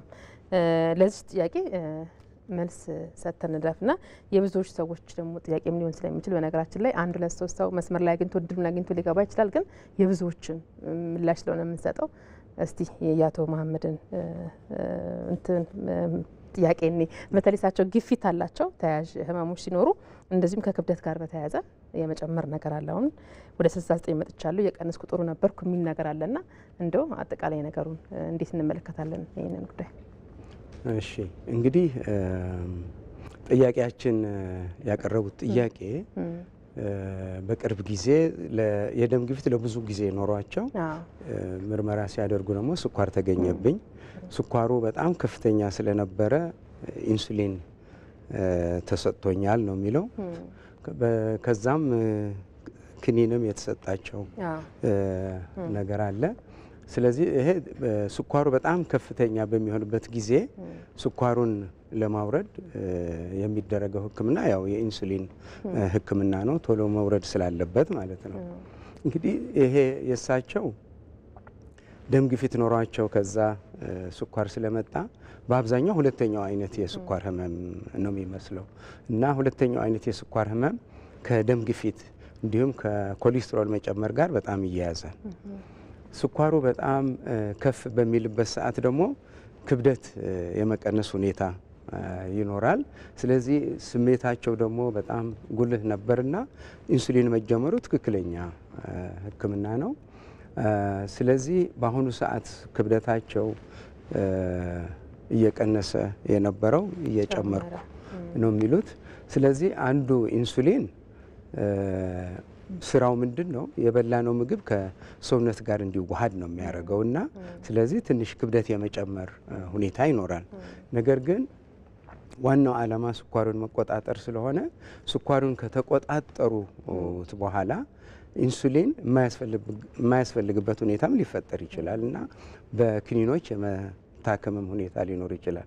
መነሻው ግን በጣም ከፍተኛ የስኳር መጠን ሲኖር ወደ ኢንሱሊን መግባቱ ትክክል ነው የነበረው። በአሁኑ ሰዓት እንግዲህ ከሚከታተሏቸው ባለሙያዎች ጋር በመመካከር ኢንሱሊንን እየቀነሱ ክኒኑን እየጨመሩ መሄድ፣ ከዛም አልፎ ደግሞ የቅርብ ጊዜ ስኳር ህመም ከሆነ እና ብዙ ያልቆየ ከሆነ ክኒኖችም እየተቀነሱ የሚሄዱበት ሁኔታ ሊኖር ይችላል ማለት ነው። ስለዚህ ዋናው ነገር ጥብቅ ክትትል በአመጋገብ በእንቅስቃሴ እና በመድኃኒቶቻቸው መውሰድ ማለት ነው። እዚቹ ላይ ዶክተር አህመድ አንድ ነጥብ እናንሳ እስቲ። ብዙ ክርክር አለ አይደለ? የስኳር ህመም ይድናል፣ ህክምናው እዚህ ደረጃ ከደረሰ በኋላ አያስፈልግም፣ ይጠፋል የሚባሉ ነገሮች አሉ። አይ እስከ መጨረሻው በክትትል ነው የሚደረሰው የሚካሄደው የሚባልም ነገር ስላለ ትክክለኛ ሙያዊ የሆነ ነገር እስቲ ምንድን ነው? የስኳር ህመም ይድናል ወይስ? በእርግጥ ይሄ ጥያቄ በጣም ወቅታዊ ጥያቄ ነው፣ አሻሚም ጥያቄ ነው። እንግዲህ በህክምናው ዓለም በአሁኑ ሰዓት የምንከተለው ስርዓት ምንድን ነው? ማስረጃ ባለው መንገድ ህክምናን ማካሄድ ነው። ዝም ብሎ በዘልማድ ወይ በእውቀት መሰረታዊ ሳይንሳዊ መረጃ በሌለው እውቀት ሳይሆን ትክክለኛ ማስረጃ ባለው ሁኔታ ነው መመራት ያለበት ምንም አይነት ህክምና፣ ስኳርም ይሁን ሌሎችም የኤቪደንስ ቤዝድ ሜዲሲን የምንለው ማለት ነው። እንግዲህ በዚህ አንጻር ስናይ ስለ ስኳር ህመም በቅርብ ዓመታት ወዲህ አዳዲስ ሀሳቦች የአስተያየት ልዩነት እየመጣ ያለበት ሁኔታ ነው፣ የአመለካከት ልዩነት ማለት ነው። በመጀመሪያ ደረጃ ስኳር አንድ አይነት ህመም አይደለም። ይሄ መታወቅ አለበት በህብረተሰቡ ዘንድ። ምክንያቱም ብዙ አይነት ቢሆኑም ዋናዎቹ ሁለቱ ታይፕ 1 እና ታይፕ 2 ወይም አይነት 1 እና አይነት 2 የምንለው በብዛት የሚታዩት ህመሞች ናቸው። ስለዚህ ስለ ስኳር ህመም ስናወራ መዳን አለመዳን፣ ታይፕ 1 ዳያቤቲስ ይሄ አይነት 1 የስኳር ህመም የሚባለው በአሁኑ ሰዓት በባህላዊም በሳይንሳዊ መንገድም ሊድን የማይችል ህመም መሆኑ ታውቆ አንደኛው አይነት የስኳር ህመም ያለባቸው ሰዎች በአሁኑ ሰዓት ያለው የህክምና ዘዴ ኢንሱሊንና ኢንሱሊን መርፌ ብቻ ነው። ነገር ግን በቅርብ ዓመታት ደግሞ የተለያዩ ግኝቶች አሉ። ስኳር ህመሙ አንደኛው አይነት ሳይከሰት በቤተሰብ የዝንባሌው ካለ እነዛን በማከም እና ሌሎች መንገዶችን በማድረግ ለማዳን የሚሞከሩ ጥረቶች አሉ። ነገር ግን እነዛ መንገዶች ወደ ህሙማን ያልደረሱ በመሆናቸው አንደኛው አይነት የስኳር ህመም ያለባቸው ሰዎች ምን ጊዜም ቢሆን ኢንሱሊንን ያለማቋረጥ ወስደው የምግብ ጥንቃቄና እንቅስቃሴ በማድረግ መከታተል ይኖርባቸዋል። ስለ ስኳር መዳን በአብዛኛው ሲወራ ስለ አይነት 2 ነው የሚወራ። እሱም ቢሆን ያለው በአሁኑ ሳይንሳዊ መረጃ የአይነት 2ም የስኳር ህመም በባህላዊ መንገድም ሆነ በሳይንሳዊ መንገድ ማዳን እንደማይቻል ነው ዓለም አቀፍ የስኳር ህመም ማህበራት ያወጧቸው መረጃዎች የሚያሳዩት። ነገር ግን ይህ ሲባል ስኳር ህመምን አይነት 2ን መቆጣጠር አይቻልም፣ ማስተካከል አይቻልም ማለት አይደለም። ምንድነው አይነት 2? ቀደም ሲል እንደገለጽኩት በአብዛኛው የሚከሰተው ከአመጋገብ ስርዓት መዛባት ነው። በተለይ ለውፍረት የሚያጋልጡ ምግቦችን በመመገብ የሚመጣ ነውና ከትርፍ ክብደት ስንል እንዲሁ በውጭ የሚታይ ክብደት ብቻም ሳይሆን በውስጥም የቅባት መጠራቀም፣ በተለይም ቅድም እንዳልነው በውርጭ በጉበት አካባቢ ቅባት መጠራቀም፣ በቆሽት አካባቢ ቅባት መጠራቀም። ጉበትና ቆሽት ደግሞ ለአይነት 2 የስኳር ህመም መስተካከል ዋነኛው ቁልፍ አካላት ናቸው። በጉበት ዙሪያ ቅባት በጣም በሚጠራቀምበት ጊዜ የጉበት ኢንሱሊን ስኳርን የማመጣጠን ስራውን ያዛባዋል። በቆሽት አካባቢ ደግሞ ቅባት በሚጠራቀምበት ጊዜ ቆሽት ኢንሱሊን የማምረት ተግባሯን እንዲቀንስ ያደርጋል። ስለዚህ እነዚህ 2ቱ ቆሽት እና ጉበት በቅባት በሚከበቡበት ጊዜ ስራቸው ስለሚስተጓጓል አይነት 2 የስኳር ህመም የሚከሰትበት ሁኔታ ይፈጠራል። ስለዚህ አይነት 2 የስኳር ህመምን በተለይም ደግሞ አዲስ የተከሰተ ህመም ከዛም አልፎ ከ6 ዓመት ያላለፈው ከሆነ የስኳሩን መጠን ለማስተካከል ሁነኛው መንገድ መሆን ያለበት በአሁኑ ሰዓት ክብደታቸውን ቀንሰው በእነዚህ በሰውነት የተጠራቀሙትን ቅባቶች የሚቀንስበት መንገድ መፍጠር ማለት ነው። ምክንያቱም ምንድነው ይሄ ቅባት ከቀነሰ፣ ክብደት ከቀነሰ ቆሽትም ሆነ ጉበት ስራቸውን ማስተካከል ይችላሉ። ስለዚህ አሁን ያለው የአመለካከት ለውጥ ምንድነው? አይነት 2 የስኳር ህመም በአመጋገብ በመቆጣጠር በእንቅስቃሴ በማድረግ አስፈላጊ ሆኖ ሲገኝ ደግሞ መጀመሪያ ላይ እንደ ጠያቂያችን በጣም ከፍተኛ የሆነ የስኳር መጠን ካላቸው በመድኃኒት በማስተካከል ቀስ በቀስ እነዚህ የሰውነት ክብደት ከቀነሱ ስኳሩን ወደ ነበረበት ትክክለኛ መጠን ማድረስ ይቻላል። ይህ ማለት ግን ስኳሩ ድኗል ማለት አይደለም። ምክንያቱም እነዚህ ሰዎች ስኳሩን ያስተካከሉት በአመጋገብ በእንቅስቃሴና በመድኃኒት እንቅስቃሴውን ከዘነጉ የምግብ ቁጥጥሩን ካዛቡ መልሶ ሊመጣ ይችላል። ስለዚህ ለዚህ ነው መዳን የሚለውን ሳይሆን መጠቀም ያለብን ሪሚሽን ማለት። ሪሚሽን እንግዲህ ትክክለኛ ቃል በአማርኛ ከባድም ቢሆን ማስታገስ፣ ወደ ነበረበት መመለስ፣ መቀልበስ ልንለው እንችላለን። ያ ይቻላል በአሁኑ ሰዓት። በተለይ ደግሞ እነማን ናቸው እንደዚህ አይነት እድል ሊያጋጥማቸው የሚችለው? አንደኛ በጎልማሳነት እድሜ ያሉ ሰዎች፣ ሁለተኛ የስኳሩ ጊዜ ስኳሩ ከያዛቸው ከ6 ዓመት ያነሰ ከሆነ፣ ብዙ መድኃኒት የማይወስዱ ከሆነ እና ደግሞ ክብደት ቁልፉ ምክንያት እና ቁልፉ መነሻ ከ10 ኪሎ እስከ 15 ኪሎ እንዲሁም እስከ 20 ኪሎ ድረስም መቀነስ ከቻሉ ሰዎች ስኳራቸውን አስታግሰው ወደ ኖርማል መልሰው ከመድኃኒት ነፃ መሆን የሚቻልበት ሁኔታ አለ። ነገር ግን እዚህ ላይ ጥንቃቄ የሚያስፈልገው ይህንን መድኃኒት የመቀነስና የማቆም ሁኔታ ከሐኪም ጋር በሚደረግ ከባለሙያ ጋር በሚደረግ ምክክር መሆን አለበት። ዳነ ተብለው ወይ ድኖልኛል ብለው ሲያስቡ ግን ምንድነው ክትትሉንም የማቋረጥ ሁኔታ አለ፣ ምግባቸውንም ያለ ማስተካከል ሁኔታ አለ። ስለዚህ ተመልሶ ሊመጣ ይችላል። እንግሊዝ ሀገር በተደረገ ከፍተኛው ጥናት በዋን ዳይሬክት ስተዲ የሚባለው በዚህ በአመጋገብ ስርዓት ስኳራቸውን ወደኋላ የቀለበሱ ሰዎች በ46 ከመቶ ናቸው። ግማሹ ያክሉ መቀልበስ ችለው ነበር። ነገር ግን በሁለተኛው ዓመት በሚታይበት ጊዜ እነዚህ ወደ ግማሽ ያህሉ የቀለበሱ ሰዎች ወደ 30% ወረደ። እንዳውም አሁን በቅርቡ ደግሞ በ2024 የተደረገው ይኸው ጥናት ራሱ ተከታታይነት ባለው መልኩ ተደርጎ ከነዛ ከ46 ከመቶ በላይ የቀለበሱ ስኳር ህሙማን በአምስተኛው ዓመት ላይ ሲመረመሩ 13 ከመቶ ብቻ ሆኑ። ይህ እንግዲህ የሚያሳየው ምንድን ነው? እነዚህ ሰዎች አንዱ ምክንያት ስኳሩ ሊመጣባቸው የቻለው ክብደታቸው ተመልሶ በመጨመሩ ነው። ስለዚህ ስኳሩን የቀለበሱ ሰዎች በሐኪም ምክር መድኃኒታቸውን ከቀነሱ መድኃኒቱንም ለመቀነስ የራሱ የሆኑ መመዘኛዎች አሉ። የ3 ወሩ የስኳር ምርመራ ከ6.5 በታች መሆን አለበት። በባዶ ሆድ በሚደረግ ምርመራ ደግሞ ከ126 ሚሊግራም በዴሲሊትር በታች መሆን አለበት እና ክብደትም ለመቀነሳቸው መረጋገጥ አለበት። እነዚህ ሰዎች ግን በሐኪም ምክር መድኃኒት ቢያቆሙም ሁልጊዜ ቢያንስ ሁልጊዜ በየጊዜው የስኳሩን መጠን፣ የምግባቸውን ሁኔታ፣ የእንቅስቃሴውን ሁኔታ መከታተልና ማየት ይኖርባቸዋል። ሌላው መታወቅ ያለበት ይሄ ስኳርን መቀልበስ ለሁሉም ስኳር ህሙማን አይሆንም። ለምን? በዘረመልም ደግሞ የሚተላለፈው አለ። ምንም ብታረጊው ሊቀለበስ የማይችል። ስለዚህ ለዚህ ነው ለሁሉም ሰው ስኳር ይድናል የሚለውን ነገር ባይጠቀሙና ስኳሩን ማስታገስ፣ መቀልበስ ወይም መመለስ የሚለው ብንጠቀም ለማለት ነው። ማስታገሱ መቀልበሱ ደግሞ የበለጠ ባለቤቱ ላይ ነው የሚያርፈውና መጀመሪያ መግቢያችን ላይ ያነሳ ነው ሰዎች በስራ ቦታቸውን ረጅሙን ጊዜያቸውን የሚያሳልፉት እዛ ቦታ ላይ ያላቸው እንቅስቃሴ ነው እንግዲህ እነሱ ማንነት የሚወስነው ብለን ስንናገር ነበርና ዓለም አቀፋዊ የሆኑ መረጃዎች ካሉ ዶክተር ጌታውን ብናነሳ ቆንጆ ነው። የሰዎች በስራ ቦታ ያለ እንቅስቃሴ ከህመሙ ጋር ያለ ተጋላጭነትና አጠቃላይ ሁኔታ እንደሚመስል ተሻጠር አድርገን እስቲ ነው። ያው እንግዲህ ያው የዚህ ዓመት መሪ ቃልም እሱ ስለሆነ ትልቁ ነገር ያው የስኳር ህመም ስንጀምር እንደነገርኩሽ ከ400 ሚሊዮን በላይ ሰዎች በስራ እድሜያቸው ነው በስራ መስራት በሚችሉበት እድሜ ላይ ነው ያሉት።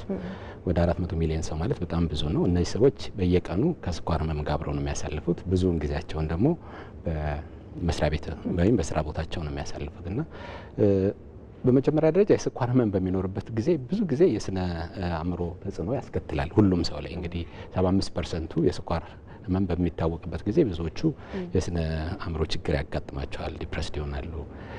ይሄ ደግሞ ከ10 ሰዎች 4ቱ ደግሞ ኦልሬዲ ከተቀበሉትም በኋላ ትክክለኛ ያልሆነ የአሰራር የከባቢ ወይም ምቹ ያልሆነ ሁኔታ በስኳር ላይ ያላቸውን ጤና ያውክባቸዋል ብለው ከ100 ሰው 40%ቱ የስራ ቦታዬ የስኳር ህመሜን አውኮብኛል የሚል ነው የሰጡት በጥናት እንደሚታየው ማለት ነው። ይሄ በጣም ትልቅ ነው እና የስራ ቦታ ብዙ ተጽዕኖ ሊያስከትል ይችላል። እንግዲህ የስኳር ህሙማን ያውቃሉ ይሄንን። ብዙን ከመገለል ጀምሮ መጀመሪያውኑ የስኳር ህመም በሚኖርብሽበት ጊዜ ከመገለል ጀምሮ ስራ መስራት አይችሉም ከሚባል አስተሳሰብ ጀምሮ ያው ተያይዞ በስራ ቦታ ያለ ምቹ የሆነ ኤንቫይሮንመንት አይኖርም ለህሙማን። ለምሳሌ መድኃኒት የሚወስዱበት እንቅስቃሴ የሚያደርጉበት ያው የስኳር ህመም አንዳንዴ እንግዲህ ቅድም አንዱ ታካሚያችን እንዳሉት በተደጋጋሚ ስኳራቸው ይወርዳል።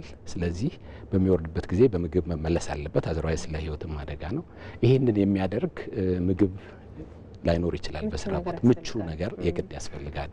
እንዳልሽው የስራ ቦታ እንቅስቃሴ ቦታ ያስፈልገዋል። ምክንያቱም እነዚህ ሰዎች ብዙውን ጊዜያቸውን የሚያሳልፉት በመስሪያ ቤታቸው ስለሆነ ማለት ነው። ብዙ ጊዜ ሊቀሩ ይችላሉ። የሐኪም ቤት ቀጠሮ ሊኖራቸው ይችላል።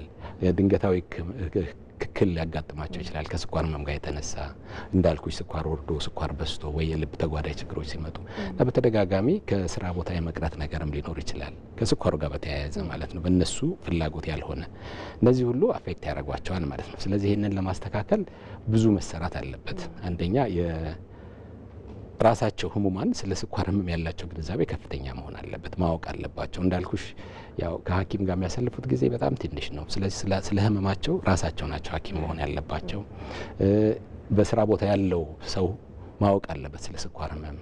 ይሄ ለምሳሌ ይሄ ማግለሉ መቆም አለበት። ለመርዳት ነው መሆን ያለበት። ለዚህም ትምህርት ያስፈልጋል።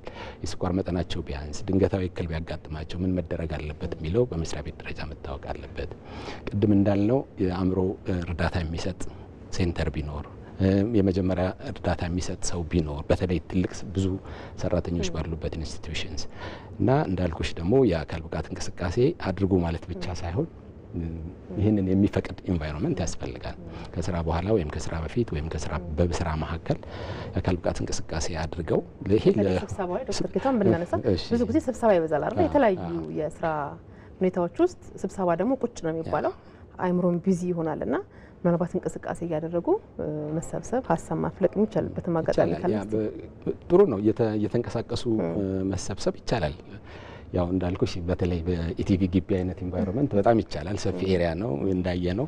እንደዚህ አይነት ሁኔታዎች ባሉበት መንቀሳቀስ ይቻላል። ሰው ብዙ ባልሆነበት ጊዜ ቦታም እየተንቀሳቀሱ ያው የሰዓቱንም ለመቆጠብ እየተንቀሳቀሱ ኤክሰርሳይዝ እያደረጉ መሰብሰብ ይቻላል። ዴፊኒትሊ በስብሰባ መካከልም እንቅስቃሴ ማድረግ ይቻላል። ለምሳሌ ዮናስ እንዳሳየን ብዙ ቦታ ማይጠይቅ እንደ ቲ ብሬክ አይነት አድርጎ እንቅስቃሴ ማድረግም ያስፈልጋል ማለት ነው። ስለዚህ ግን ተጽዕኖው ቀላል አይደለም። ያው ቅድም የነገርኩሽ መረጃ እንደሚያሳየው በጣም ከፍተኛ ተጽዕኖ ነው ያለው። ይሄ ስኳርም እኛ ሐኪሞችም ስለሆንን እናውቃለን በስራ ቦታ ላይ ያለባቸውን ተጽዕኖ። ስለዚህ ይሄ ማህበረሰቡ በደንብ ማወቅ አለበት፣ ቀጣሪዎቹም ስለዚህ ጥሩ ግንዛቤ ሊኖራቸው ይገባል። እንደ መንግስትም ፖሊሲ በጣም ያስፈልጋል። ቲ ብሬክ የተለመደ ነገር ነው አይደል? ሄልዝ ብሬክ ደግሞ ተብሎ ቢወሰድ በጣም ቆንጆ ነው። የአካል ብቃት እንቅስቃሴ እንግዲህ ማንኛውም ሰው ምንም አይነት ህመም ባይኖርበት የሚመከር ነው። ህመሙ ያለበትም ሰው ደግሞ የግዴታ ማድረግም አለበትና እስቲ ህመሙ ሳይመጣም ከመጣ በኋላ ደግሞ የሰዎች አጠቃላይ ሁኔታ ከእንቅስቃሴ ጋር በተያያዘ ምንድነው መምሰል ያለበት? ኦኬ እንግዲህ ቅድምም ዶክተር ጌታውንም ካለው ጋር የተወሰነ ነገር ጨምርና ሄልዝ ብሬክ ላይ ያው ስብሰባ እንዲሁም እኛ እንትን ስንል ስብሰባ እንለዋለን። ቁጭ ረጅም ሰዓት ስለሚሉ ስብሰባ። ስለዚህ ስብ መጠንን ከመጨመር አንጻር ረጅም ሰዓት መቀመጥ የሚፈጥረው ነገር ከትልቅ ጫና ስለሆነ እንደ ሀገር የሻይ ሰዓትም ተብሎ ቁጭ ነው፣ ቁጭ ብሎ መጠጣት ነው። ግን ሀሳቡ መሰረታዊ ጽንሰ ሀሳቡ እንደዛ አይደለም። ሰዎች አካላቸውን የእረፍት ሰዓት እንዲሰጡት፣ በቂ የሆነ የሰርኩሌሽን ሲስተሙ እንዲስተካከል ለማድረግ ሰውነታችን ለቀጣይ ፕሮግራሙ ደግሞ ሬዲ ሆኖ ብሬን እንትናችንን አዘጋጅተን ሳይኮሎጂካል የሆኑ ነገሮችን ሞቲቬት ተደርጎ እንዲመጣ ወሳኙን ሚና የሚጫወተው አካል ብቃት እንቅስቃሴ እንደሆነ እንዲወሰድ ነው። አንቺ ካነሳሽው ጥያቄ ከመከላከል አንጻር እንግዲህ ቶታል ቦዲ ኮምፖዚሽን ነው የሰው ልጅ አጠቃላይ ስሪቱ አለ። ከስሪቱ ደግሞ ዋናው የምንላቸው ነገር የሊን የጡንቻና የአጥንት በተቃራኒው ደግሞ የሰውነታችን የስብ መጠን ነው። ስለዚህ ይህንን ኮምፖዚሽን ማመጣጠን መጨመር መቻል አለብን። አንድ ሰው ሊኖረው የሚገባው የፋት መጠን በእድሜው መጠን ሊኖረው ይገባል። ያ መጠን ከመጠኑ በላይ ከፍ ሲል ቅድም ዶክተርም እንዳነሱት አጠቃላይ የሰውነታችን ላይ የሚኖር የፋት መጠን ይጨምራል። ቪሰራል የምንለው ደግሞ ሆዳችን ዙሪያ ላይ የሚኖር ኦርጋናችንን ከቦ የሚቀመጥና ብዙ የኦርጋንን ስራ የሚያውኩ የፋት መጠኖች ስለሚፈጠሩ ያን ከመከላከል አንጻር በተለይ ስኳር 2 ከመከሰቱ በፊት ሰው ማወቅ ያለበት የአካል ብቃት እንቅስቃሴን የህይወቱ አንዱ አካል ማድረግ ነው። ብዙ ጊዜ እኛ ሀገር ወጣ ገባ መስራት ብዙ ጊዜ ይጋለጣሉ እንደዚህ አይነት ሰዎች። ስለዚህ ኮንሲስተንትሊ ያው እንቅስቃሴውም ፋሽን ይሆናል። አንድ ሰሞን እንትን ይላል። ኮቪድ ቅድም እንዳነሳሽ ያ ነገር በሌለበት ሁኔታ ሰው ጤናውን በዚህ መልኩ መጠበቅ እንዳለበትና ሜታቦሊክ ሲንድሮሞች እንዳይመጡ ካተነፋፈስ ስርዓታችን ካርዲዮአችን ጋር አንተ እንዳይኖር ቅድም ዶክተር ጌታውን ሲያነሱ የነበረው ግሉኮሱ ላይ ነው እነሱ። ከዛ ኤክሰርሳይዝ ሮል ከዛ ኢነርጂ ላይ ይመጣል። ያንን ግሉኮስ ወደ ምን ይቀይራል ሰውነታችን? ወደ ኢነርጂነት። ብዙ ግሉኮስ ካለ ብዙ ኢነርጂ ይኖረናል ማለት ነው። ስለዚህ ኤክሰርሳይዝ በመስራት ባላንስ ለማድረግ አንዱ የምንጠቀምበት ኢነርጂ ባላንስ ለመፍጠር ሰውነታችን ያለውን የግሉኮስ መጠን ከምንሰራው እንቅስቃሴ ጋር ያው ምንበላውና ምናስወጣው ነው። ምንበላው ምግብ እና ካላስወጣ ነው ትርፍ ያለው ነገር ሄዶ ሰውነታችን ያስቀምጥና መጨረሻ ላይ ለብዙ ህመሞች ተላላፊ ላልሆኑ ህመሞች ምክንያት እንዳይሆን ስቶር ያደረግነውን እንደ ልዩ ሁኔታ ምን እንጠቀመዋለን? ይሄ ነን ፋርማኮሎጂካል የሆነው ነገር ከመድኃኒት ውጪ ራሳችንን ልናክምም ልንከላከልበት የምንችለውን ቀላል ቤታችን ውስጥ ቅድም እንዳሳየነው ወንበር ላይ ቢሮአችን ላይ ምንም አይነት ኮስት ሳናወጣ ልንከላከልበት የምንችልበት ነገር ነው። ግን ምን ይፈልጋል? የሰው በእድሜው በጾታው በአካላዊ ብቃቱ ደረጃ መሰረት የተለያዩ እንቅስቃሴዎችን እየሰራ ባህሉ የሚያደርግበት ሁኔታ መፈጠር መቻል አለበት። ይሄ ለመከላከል በጣም ጥሩ አማራጭ ነው። ከተከሰተ ደግሞ ዲያቤቲክ እንትን ተብሎ በሕክምና ከተረጋገጠ አሁን ይህ ክሊር እንዲሆን የሚፈልገው ስለ ራበው ምን ስላለው ምናምን ፍራቻ ሳይሆን ሐኪሞች አረጋግጠውለት ኤክሰርሳይዝ እንዲሰራ የተመከረን የስኳር ህመምተኛን ደግሞ ቅድም እንደገለጽኩትኝ የካሎሪ ወይም የሰውነታችን ውስጥ ያለውን የግሉኮስ መጠንን ለማመጣጠን ላይክ ኢንሱሊን እንደሚኖረው ሮል ሰውነታችን ያለውን ግሉኮስ ወደ ምን እንዲጠቀመው እናደርጋለን። በቀን 1500 ይጠቀም ከነበረ የካሎሪ መጠን ሰውነቱ ኤክሰርሳይዝ ስንሰራ የጡንቻው መጠን በተለይ ጥንካሬው መጠን ሲጨምር የፋት መጠኑ እየቀነሰ ሲመጣ የሰው ልጅ ምን መሆን ይጀምራል? በቀን የሚጠቀመው የኃይል መጠን ይጨምራል። በቀላል ወክ በማድረግ ላይፍ ስታይሉን በመቀየር እንቅስቃሴዎችን በማድረግ የሚቀመጥበትን የጊዜ ሂደት በመቀነስ እንትን ማድረግ ነው።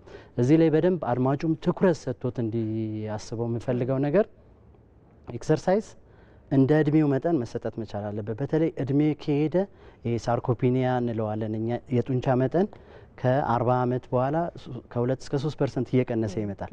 ስለዚህ እዛ እድሜ ላይ ያሉት አደልትን እድሜ ልፍ ሲሉ የጥንካሬ እንቅስቃሴዎችን የመስራት ባህልን ማዳበር መቻል አለበት። እነዚህ ነገሮች ቦዲ ኮምፖዚሽኖቻችንን ስለሚያመጣጥኑ ቅድም እነ ዶክተር እንዳሉት ሶስቱም ተያይዞ የመድኃኒት ቁጥጥሩን፣ የአመጋገብ ስርዓቱን ከዚህ ጋራ ደግሞ ጎን ለጎን ደግሞ የአካል ብቃት እንቅስቃሴውን በተመጠነና በተለካ በሰውየው የአካል ብቃት ደረጃ መሰረት የሚሰጠው ከሆነ ሪሚሽኑን ለማድረግ በደንብ አድርጎ ያግዛል ማለት ነው። ዶክተር አህመድ እንደ ማሳረጊያ ጥቂት የምንለው ነገር ካለ ፖለቲካ ማጠቃለያ በተለይ እንደ ምክር ነገርም ቢሆን መልካም ይመስለኛል። ከባለሙያ ሲሆን ደግሞ የሚሰመርባት ነገር እሺ ምንድነው? በማጠቃለል እንደው ህብረተሰቡ እንዲያቆም ፈልገው በተለይ አይነት 2 የስኳር ህመም አብዛኛው ጊዜ እሱ ስለሆነ የሚታየው አንደኛ አይነት 2 የስኳር ህመም ምልክቶች ላይኖሩት ይችላሉ። ለብዙ አመት ምልክት ሳያሳይ ውስጡን እየጎዳ ሊቆይ ስለሚችል ማህበረሰባችን እንደው እድሜው በተለይ ከ35 ዓመት በላይ የሆነው የህብረተሰብ ክፍል ለስኳር ህመም ምርመራ ቢያደርግ እላለሁ። አንድ ሁለተኛ አይነት 2 የስኳር ህመም ከያዛቸው ተስፋ ሳይቆርጡ ሳይደናገጡ መቆጣጠር እንደሚችሉ እንዲሁም ደግሞ በአመጋገብ ስርዓትና በእንቅስቃሴ ሲያስፈልግም በመድኃኒት ማስተካከል ይችላሉ። ካስተካከሉ በኋላም መድኃኒቱ ሊቆም የሚችልበት ሁኔታ ሊፈጠር ስለሚችል ተስፋ የመቁረጥ ሁኔታ ባይታይባቸው ላለሁ። ስኳር ህመም ያለባቸው ሰዎች ደግሞ ለብዙ አመት ከስኳር ህመም ጋር የሚኖሩ ሰዎች ሐኪሞች ባለሙያዎቻቸው በሚነግሯቸው መሰረት የአመጋገብ ስርዓታቸውን በማስተካከል የአካል ብቃት እንቅስቃሴ በማድረግ ለአይነታቸውና ተያያዥ ጠንቆች ካሏቸው ለዛ በሚመጥን መልኩ እንቅስቃሴ በማድረግ እና ሐኪሞች የሚያዙትን መድኃኒት በመውሰድ መቆጣጠር እንደሚችሉ አውቀው ለጠንቆች ደግሞ በየአመቱ የኩላሊት ምርመራ፣ የአይን ምርመራ፣ የእግር ምርመራ፣ የነርቭ ምርመራ፣ የልብ ምርመራ በማድረግ ስኳራቸውን መከታተል እንደሚችሉ ነው። ይህ በሌለበት ምልክት ስለሌለ ግን እየተዘናጉ ከሄዱ ስኳሩ በጣም ሊጎዳቸው ይችላል፣ ምልክት ባለመኖሩ። ስለዚህ ምልክት ባለመኖሩ ሳይሆን የስኳሩ መጠን የት ደረሰ፣ የአይኔ ሁኔታ እንዴት ነው፣ የኩላሊት ሁኔታ እንዴት ነው ብለው ባለሙያዎችን በማማከር ጤናማ ኑሮ መምራት ይችላሉ ለማለት ነው። መልካም ዶክተር ጌታው እንደው ማስቀር በአንድ ደቂቃ መልእክት እኔ እንግዲህ በጣም መናገር የምፈልገው ነገር መመርመር፣ ራስን ማወቅ የሚለው ነው። አሁን ቅድም የአዳማ ታካሚያችን ግፊት ኖሯቸው ለብዙ ጊዜ ነው የቆዩት እና ሆስፒታል እስከሚገቡ ድረስ ነው ስኳራቸው በጣም የጨመረው። ስለዚህ ይሄ ቀድመው ቢያውቁት ኖሮ ቀድመው ቢመረመሩ ኖሮ ይሄ ሁሉ ችግር ላይ መጣ ይችል ነበር። ስለዚህ በተለይ እድሜያቸው ከ35 በላይ እና አጋላጭ ባህሪያት ይሄ ግፊት፣ የኮሌስትሮል ስብጥር መዛባት፣ ቦርጭና ውፍረት ያላቸው፣ የአካል ብቃት እንቅስቃሴ ብዙ የማያደርጉ፣ በዘር የስኳር ህመም ያለባቸው ሰዎች ቀድመው ራሳቸውን እንዲያውቁ። ምክንያቱም ቀድመው ካወቁ ሕክምናው ቀላል ነው፣ ዋጋውም ረከስ ያለ ነው። ስለዚህ ይህንን በጣም በአጽንኦ መናገር ፈልጋለሁ። ሁሉም ህብረተሰብ ይመርመር፣ ራሱን ይወጥ። መልካም በሆነ አጋጣሚ የምንመረመረው በእርግዝና እንደዚህ በተለያዩ ሲያመን ነው የሚሆነውና እንግዲህ ሁሉ ጊዜ ራስን ማወቁ የተሻለ እንደሆነ ነው። በጣም ነው የምናመሰግነው። በጣም ቆንጆ ሀሳብ ነው ሶስታችሁም ያነሳችሁልን። በድጋሚ በጣም ነው የማመሰግነው። ዶክተር ጌታሁን ታረቀኝ በጥቁር አንበሳ ስፔሻላይዝድ ሆስፒታል የውስጥ ደዌ የስኳርና የሆርሞን ስፔሻሊስት እንደዚሁም የኢትዮጵያ ስኳር ህመም ማህበር ፕሬዚዳንት፣ እንደዚሁም ዶክተር አህመድ ረጃ በጥቁር አንበሳ ስፔሻላይዝድ ሆስፒታል የውስጥ ደዌ የስኳርና የሆርሞን ስፔሻሊስት እንደዚሁም የኢትዮጵያ ስኳር ሐኪሞች ማህበር ፕሬዚደንት እንደዚሁም አቶ ዮናስ አለማየሁ ከጤና ሚኒስቴር የስፖርት ባለሙያ ሶስታችሁ በድጋሚ ከልብን ማመሰግነው። ስለ ማህበሩ አላነሳንም ጊዜ አጥተን ሁለቱም ማህበራት የሐኪሞቹም የህሙማንም በጥምረት ትልልቅ ስራዎችን እየሰራ እንዳለ በደንብ እናውቃለንና የማህበራቱ መጠንከር ደግሞ በተለይ ሐኪሞችን ያበረታል፣ በትክክል ህክምናቸው ላይ እንዲሰሩ ያደርጋል። ለማህበረሰቡም ደግሞ አዌርነስ የመስጠት ግንዛቤውን የማስጨበጥ እንቅስቃሴ ላይ በደንብ ይተጋል ብለን እናስባለን። በጣም እናመሰግናችኋለን። ተመልካቾችን በየቤታችሁ ናችሁ ከኛ ጋር ስለነበራችሁ ከልብ እናመሰግናለን። ጤናው በቤቱ ሳምንት ሲመጣ ከሌላ የጤና ጉዳይ ጋር ነው የሚሆነው። እስካሁን ድረስ ከኛ ጋር ስለነበራችሁ ከልብ እናመሰግናችኋለን። በያላችሁበት ጤናችሁ የበዛ ይሁን። ሰላም ነው።